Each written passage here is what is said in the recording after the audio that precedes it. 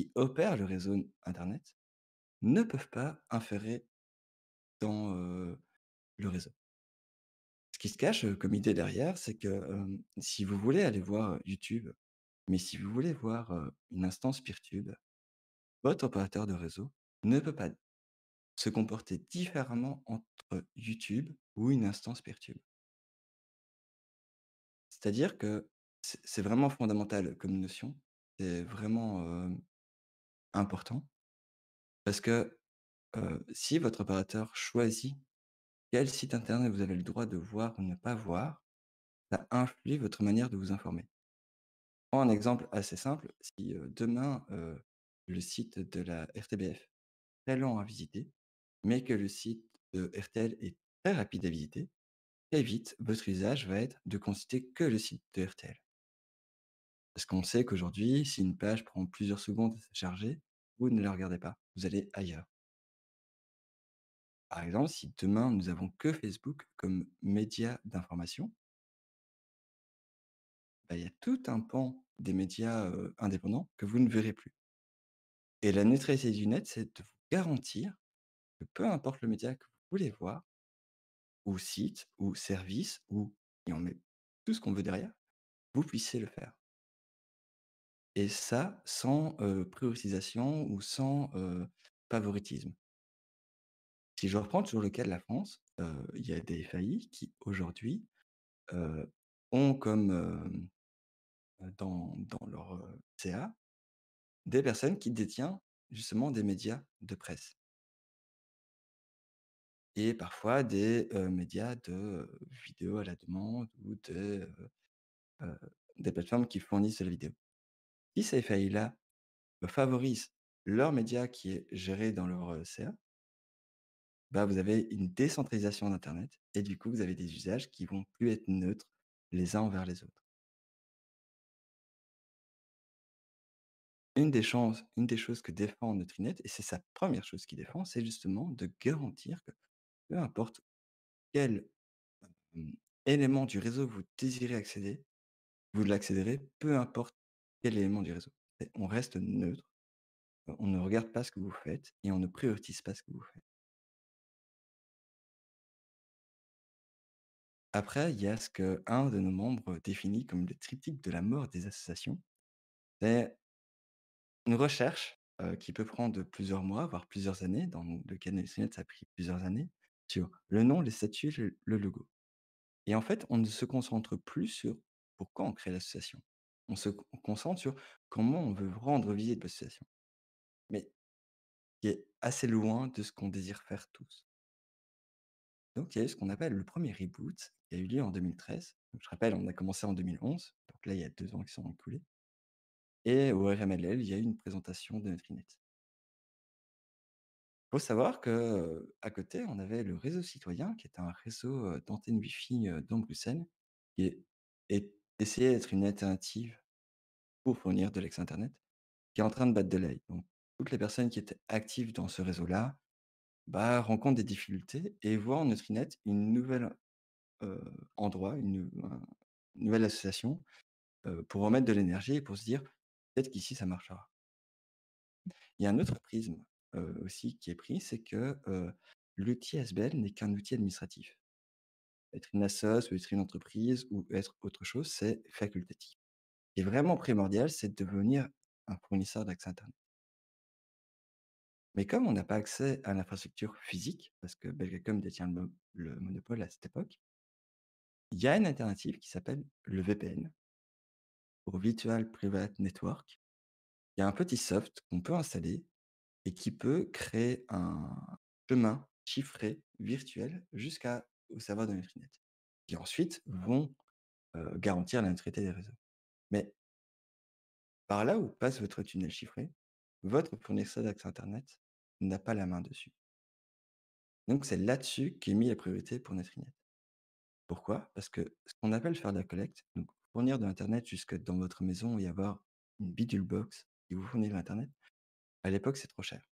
Il y avait des prospectus qui étaient faits auprès de Belgacom, il y avait des prospectus qui étaient faits auprès d'autres opérateurs, mais le coût d'entrée pour une assoce est juste irréaliste.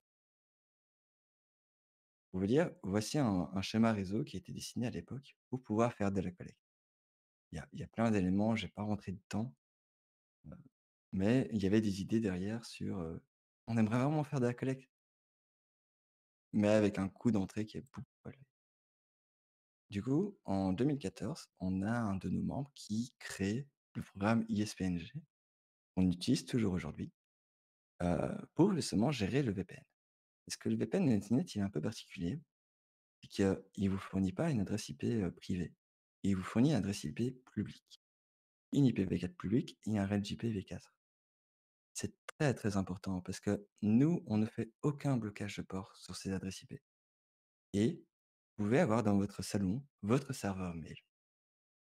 Quelque chose qui était assez inédit à l'époque parce que tous les autres opérateurs, qui existaient bloquaient le port 25 et le port qui est utilisé pour faire du mail. Nous, d'emblée, on a acté que non, on veut rendre autonomes les personnes et on veut qu'elles puissent héberger eux-mêmes leurs données et eux-mêmes le service. Parce qu'internet, c'est un réseau décentralisé. C'est parce que nous avons une multitude d'émetteurs autour du globe qu'internet existe. Sinon, c'est du Minitel.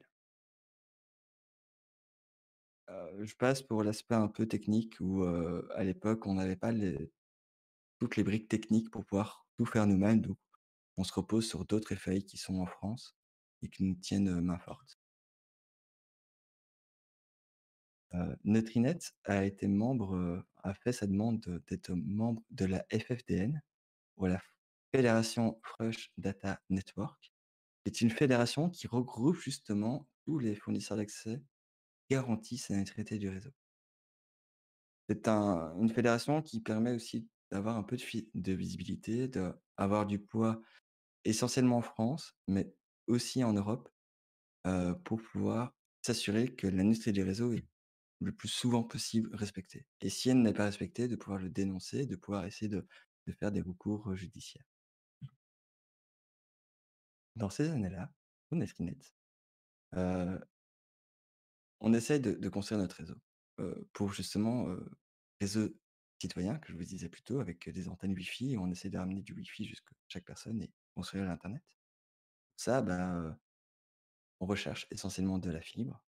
Il y en a à la OTC et c'est nos premiers contacts avec Verici où, on essaye de voir, est-ce qu'avec Verici, il y a moyen de placer des antennes Wi-Fi au-dessus de OTC? Il y a aussi à la Pyramide, à peu près le même projet, c'est-à-dire qu'il y a une fibre qui est présente et on essaie de voir, si on peut placer des antennes Wi-Fi. Mais ça se fait pas. On arrive en 2015 où c'est l'année de la brique internet. Donc, pour nous, on met nos serveurs, à Rotterdam. On commence à gérer tout l'aspect technique de bout en bout et il y a une salle de sport. C'est 2 membres de Freenet, qui, vont à la salle de sport et qui nous ont une idée. «Hey, moi j'ai du matériel, en open hardware, j'ai un OS qui s'appelle OneHost qui permet de faire l'auto-hébergement et toi tu as un VPN qui me fournit une IP publique sur internet qui n'a pas de port bloqué». C'est comme ça que naît la brique internet, qui est un des produits qu'on commercialise le plus, aujourd'hui dans notre net, qui est vraiment pour rendre autonome chaque membre sur la manière d'héberger ses données. L'idée derrière, c'est que OneHost, c'est une interface web, qui permet d'installer différentes applications, heu, qui est associée à un nom de domaine, qui fait aussi, DNS et qui permet vraiment de simplement remettre le côté sysadmin auprès de tout à chacun. Donc ça a été lancé en juillet 2015. C'était avant la Freedom Box, qui est une solution, aux États-Unis, qui a essayé aussi de faire une solution similaire à OneHost, mais la brique internet rajoute les VPN des fournisseurs d'accès internet, de la fédération. Du coup, il y a pas mal de blocages de ports qu'on n'a pas. Hem, c'est notre deuxième grande activité dans notre net, donc on organise des install parties, on organise beaucoup de choses, on fait beaucoup de support et mmh, d'après les créateurs de la brique internet, leur plus grosse erreur, c'est que dès le départ, ils ont visé le grand public, alors que la solution n'était pas suffisamment mature à leurs yeux. Donc ça a généré pas mal de frustration, pas mal d'aide du support et beaucoup de, hem, petits fixes à droite à gauche. Là, je sais plus sur quel building on est, mais c'était toujours dans le cadre de placer des antennes Wi-Fi, sur des toits pour alimenter Bruxelles. Là, c'est, le festival Speranza. Faut savoir qu'on partage, chaque année un stand avec Avélie, qui est une autre assoce, qui défend les logiciels libres et à chaque fois, ils nous laissent un petit bout, d'espace pour, pouvoir essayer de contacter le plus grand nombre. Voici, on a la braderie, de Lille où on essaye, d'expliquer et de montrer à tout le monde, qu'est-ce que la brique internet et qu'est-ce que ça peut rendre comme autonomie numérique à tout à chacun. Dans l'internet, vous allez voir beaucoup de pandas. Il y a beaucoup de pandas à droite à gauche. C'est parce que le membre qui justement a créé, le logiciel qui nous permet de faire le VPN, pardon? Heu, ouais, excusez-moi. Heu, les pandas, c'est grâce à Oness. Il y a un des membres de Nutri-Net qui, a mis plein de pandas partout et on peut rencontrer, si vous êtes, attentif sur le site de Nutri-Net et partout dans le logiciels. En 2016, c'est le deuxième reboot de Nutri-Net. Faut comprendre que Nutri-Net, est maintenu que par des bénévoles et que les équipes s'épuisent et on essaye heu, de se relayer. Donc là, on arrive au deuxième reboot. C'est à ce moment-là que pour la brique internet, donc c'est un matériel qui est fourni par Olimex, on perd notre partenariat avec, l'Angleterre. C'est un partenariat, heu, particulier pour avoir les briques moins chères et c'est le moment où Record Bank a été racheté par, ING si je me trompe pas, et du coup leur politique ne nous convient plus et du coup on essaie de trouver une solution alternative. En 2017, on fait toujours beaucoup d'installations de briques internet. Comme je dis, c'est l'activité qu'on exploite le plus et je sais pas si vous avez connu, le 123 rue Royale? C'était un squat, mais c'est là qu'on faisait, toutes nos install parties. C'est aussi le moment où on quitte IRC et qu'on va sur Mattermost.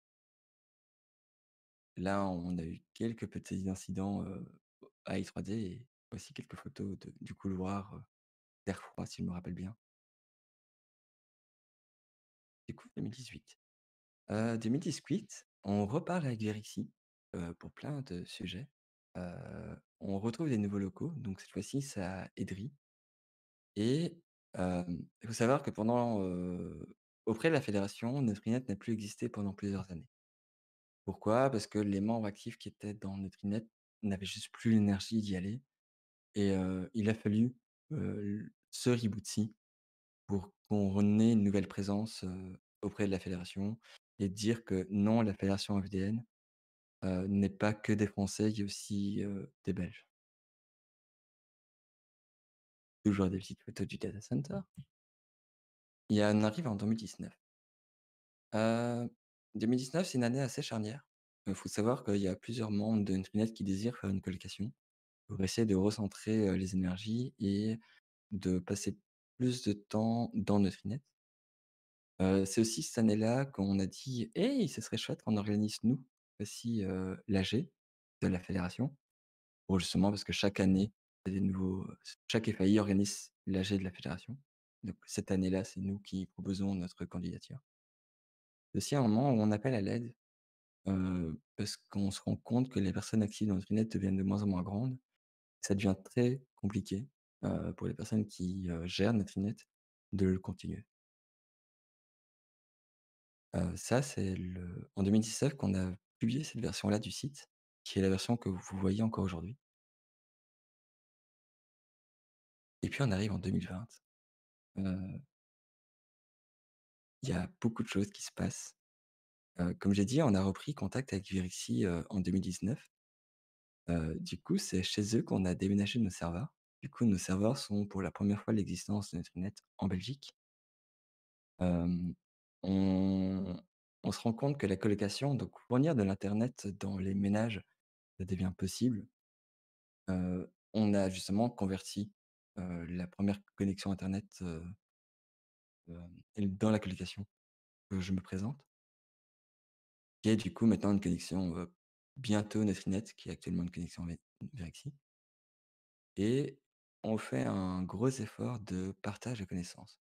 On on lance les nutritons. Les nutritons, ça se fait à intervalles plus ou moins tous les 15 jours. L'idée qu'il y a derrière, c'est que l'infrastructure, c'est pas que pour les personnes qui sont techniques. L'infrastructure, il faut l'expliquer à tout le monde et les nutritons sont un lieu d'échange qui permettent justement à, tout à chacun de pouvoir participer, de pouvoir suivre et de pouvoir apprendre. Les savoirs qu'on a placés aujourd'hui, pour rappel, ils ont été achetés en 2018. Ils laissent un peu de poussière, sur, là où ils étaient exposés. Voici, c'est, l'UICC, là où se trouvent actuellement les serveurs et ça, c'est I3D le jour où on a retiré les serveurs. Voilà, je viens de vous faire un petit overview de qu'est-ce que Netflix a fait en 10 ans. Il y a eu plusieurs reboots, pas mal d'épuisement de plein de gens, mais le projet vit toujours, est toujours actif et qu'est-ce que c'est aujourd'hui Netflix? Aujourd'hui, on fournit toujours du VPN. Il reste, l la solution la plus simple pour s'auto-héberger à nos yeux. On fait toujours des install parties, donc ça se tient le troisième dimanche de chaque mois. Heu, le lieu pouvait se retrouver sur le site de Netflix et on explique à tout à chacun comment on s'auto-héberge. On a, fourni aussi, une première connexion, dans un bâtiment qui sert de squat pour des sans-papiers, parce que, le problème de ce genre de squat, c'est qu'ils ont aucune structure juridique et pour pouvoir souscrire à n'importe quel abonnement en Belgique, il faut avoir soit une entité, morale, soit une entité physique. Dans leur cas, eux, c'était juste pas possible et du coup, on a servi d'entité morale pour leur souscrire une connexion internet. Donc concrètement, qu'est-ce que le VPN de Netflix? C'est du OpenVPN, c'est classique, qui peut s'installer à peu près n'importe où. Ça fournit une IPv4 et un range IPv6 et vous faites ce que vous voulez après. La brique internet, j'en ai déjà un peu parlé, mais on peut l'avoir de 2 manières différentes. Donc il y a une première manière qui est, de l'avoir, comme, nettoyante, du réseau, donc avec une antenne Wi-Fi et vous vous connectez au Wi-Fi de la brique internet et ça permet, par rapport au Wi-Fi auquel vous êtes actuellement, de, masquer, tout le trafic internet que vous exploitez pour qu'il arrive jusqu'à chez nous et qu'ensuite nous, en garantissant l'intégrité des réseaux, on ne regarde pas votre trafic et d'accéder à internet. Donc il y a une deuxième manière de l'utiliser qui est sans l'antenne Wi-Fi, qui est vraiment de faire de l'auto-hébergement. Heu, j'ai pas d'interface Windows sous la main à vous montrer, mais il faut vraiment le voir comme une interface web où installer n'importe quelle application, c'est enfantin et si jamais, vous êtes intéressé à savoir, comment c'est, vous pouvez venir, en un seul partie, et on fera un grand plaisir pour, vous montrer toute l'interface et vous expliquer, comment ça marche.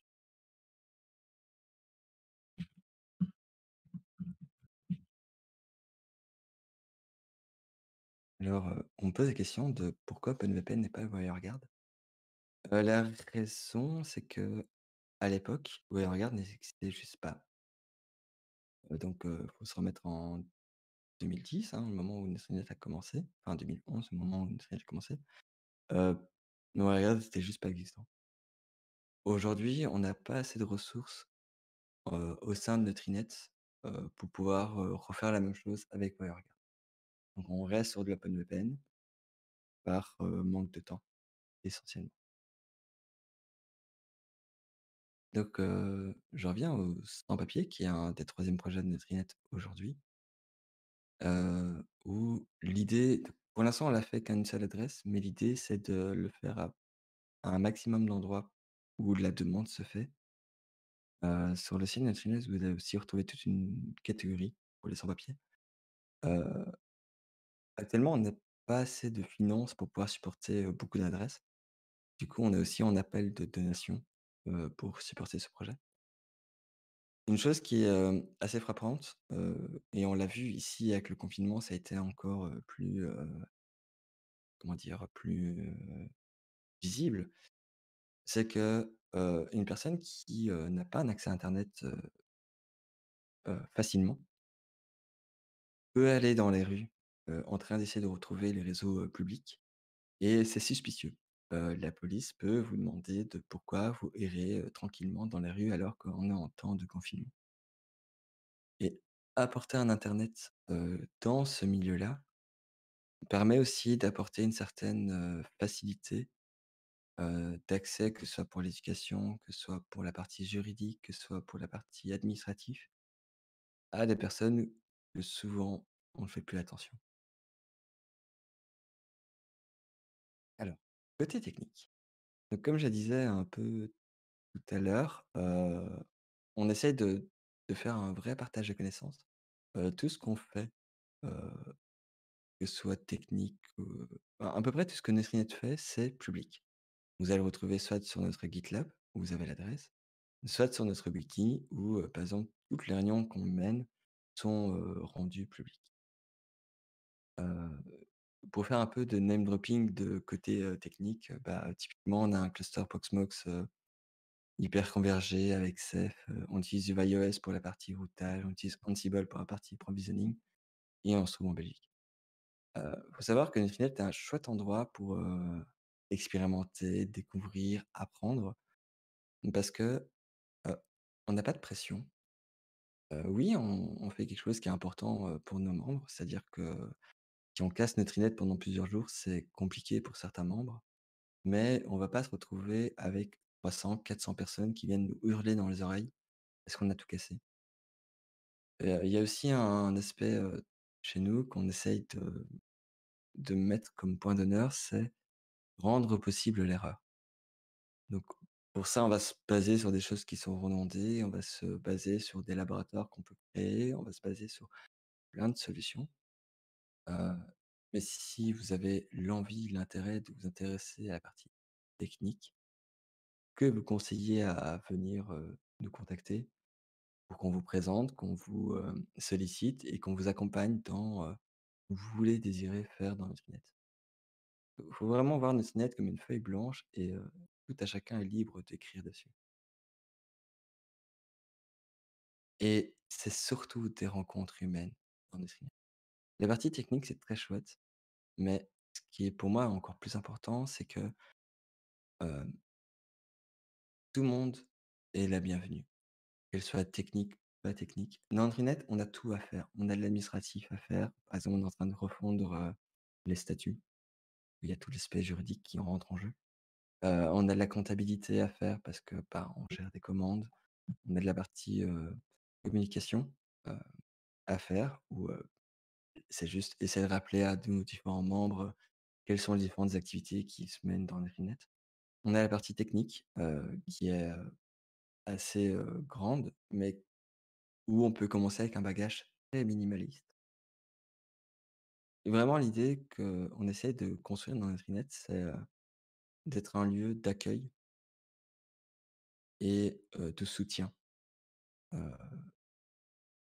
c'est très compliqué de ne pas s'y retrouver dans Nutrinet, peu importe l'endroit où on vient.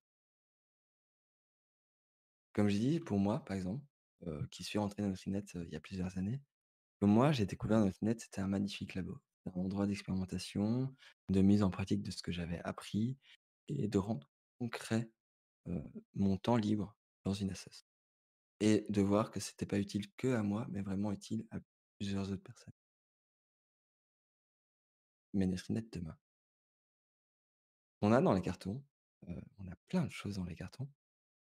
On a par exemple, actuellement on gère une baie, qui a plus de 40 emplacements et qu'on utilise à peine. L'idée, c'est d'essayer de faire un projet, collaboratif autour de cette baie où chacun puisse placer un serveur ou plusieurs serveurs physiquement, et d'avoir une entraide avec les autres membres de cette baie.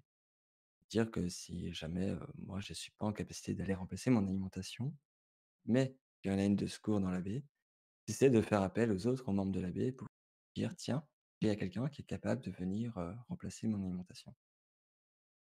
Voilà, ça c'est un des projets qui est dans les cartons de Nutrinet.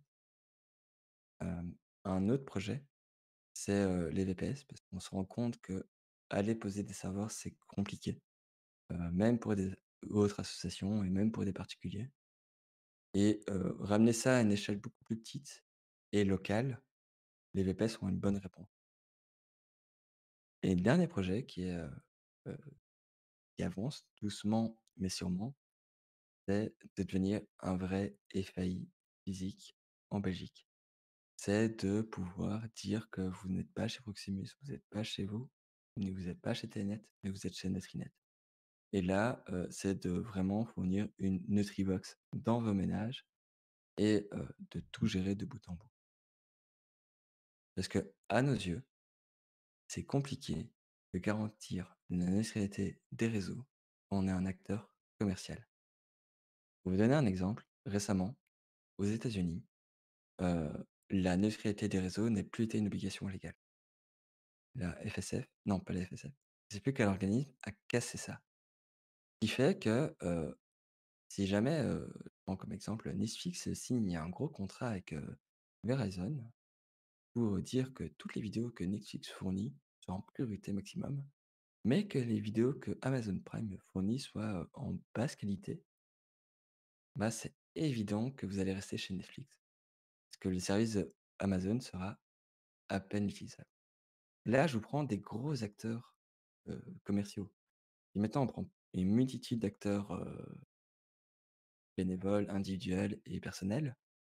C'est évident que si quelqu'un, tient un blog et qui n'a pas la capacité financière d'aller contacter tous les FAI d'un pays pour dire: «Eh non, s'il te plaît, rends mon blog accessible rapidement», bah, rapidement, la consultation de ce blog ne sera plus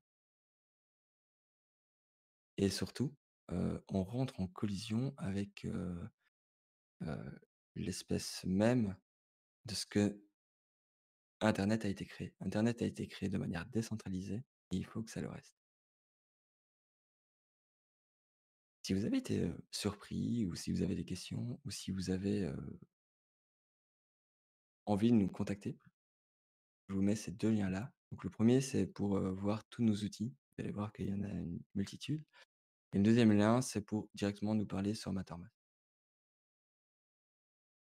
et du coup, maintenant je suis tout oui à vos questions. J'espère que j'ai pas été trop rapide, que vous avez pu comprendre une partie de Nutrinet.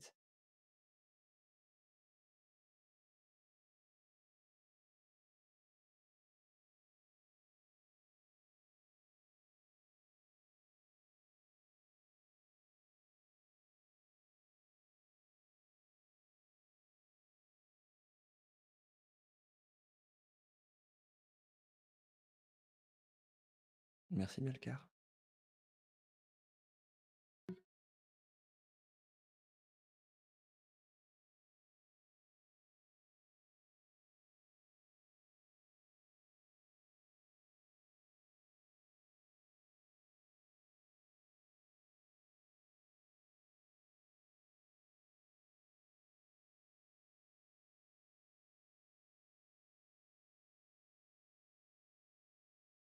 La colocation au serveur, donc aujourd'hui, on est à l'USDC, qui se trouve, bah, justement sur l'avenue Louise. Si quelqu'un est intéressé, je te conseille vivement de rejoindre notre Mattermost parce que c'est là qu'on va, justement, discuter, de la colocation. Heu et dedans, tu verras qu'on a un fil de discussion spécifique à la coloc. Heu, l'id aujourd'hui, ce qu'on désire fournir, c'est, un U, pour un prix et le prix, il est encore en cours de négociation. Heu, une IP, V4 et V6 et tu fais ce que tu veux derrière. Donc voilà, je sais que la question est un peu vague. Si tu vraiment quelque chose de plus précis ou si tu as un projet que tu désires, mener Thibaut, n'hésite pas à nous contacter, on sera ravis de te renseigner.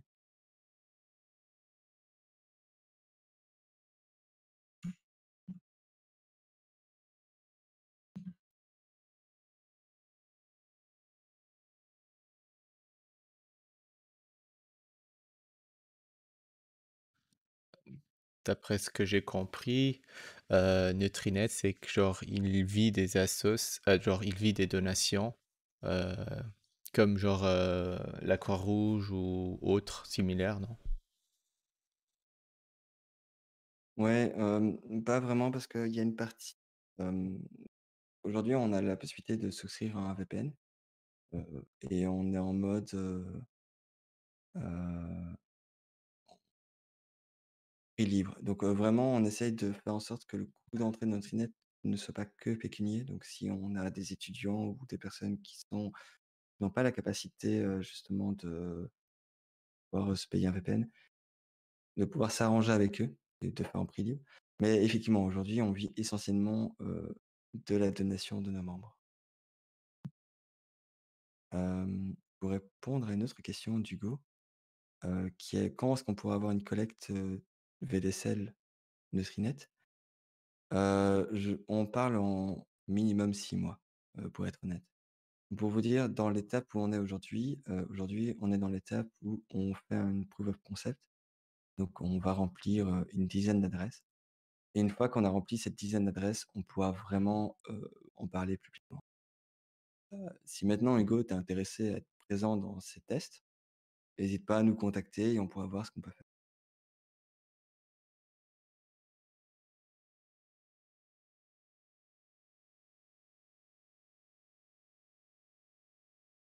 Heu, on me dit, IRC que c'est rapide 6 mois. Hem, En fait, ce qui nous reste à valider, comme aspect technique est assez faible et Verexi, nous facilite beaucoup de choses. Pour pour vous expliquer un peu comment ça marche, Verexi a signé des contrats avec, vous et Proximus. Eux ont les contrats d'introduction sur le réseau de vous et Proximus et à nous, ils nous sous-louent cet accès. Et du coup, bah, dans le cas de Nutrinet, typiquement, il y a pas mal de choses qu'on n'a pas besoin d'avoir, par exemple d'avoir des équipements actifs, dans le réseau de Proximus parce qu'on passe par Verexi. Donc ça nous facilite beaucoup, l'intro et c'est grâce à ça qu'on doit faire. Heu,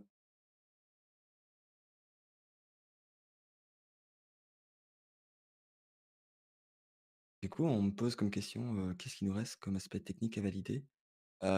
Aujourd'hui, ce qui nous reste comme aspect technique à valider, c'est l'uniformisation entre le réseau vous et Proximus parce qu'on veut être le plus, pour nous, en tout cas dans la partie gestion, que ce soit plus ou moins la même chose et que pour vous, membres, vous choisissez l'un ou l'autre en fonction de ce qui est disponible.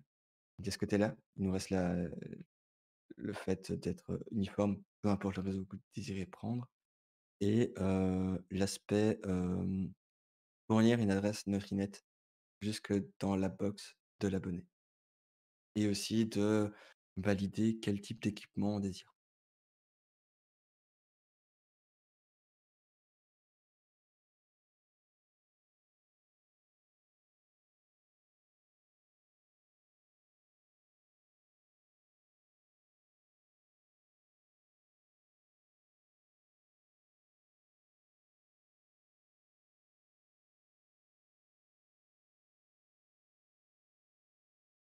Alors, pour la partie donc toujours sur IRC que Hugo me parle, donc la question c'est: «Est-ce qu'il y a déjà des plans techniques pour les VPS?»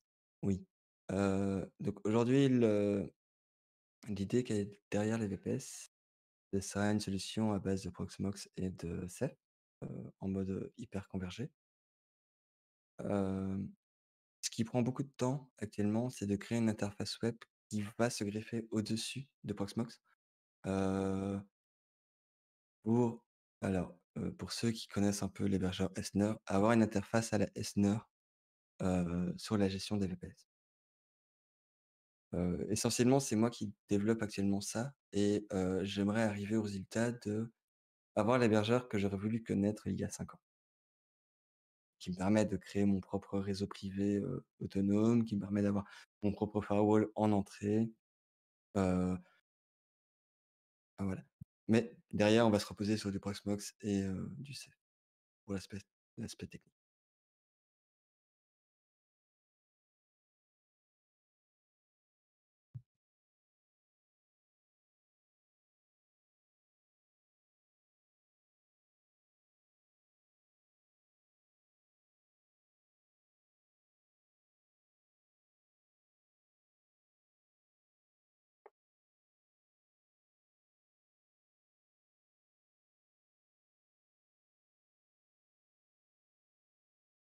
J'ai l'impression qu'il n'y a plus de questions. Moi aussi.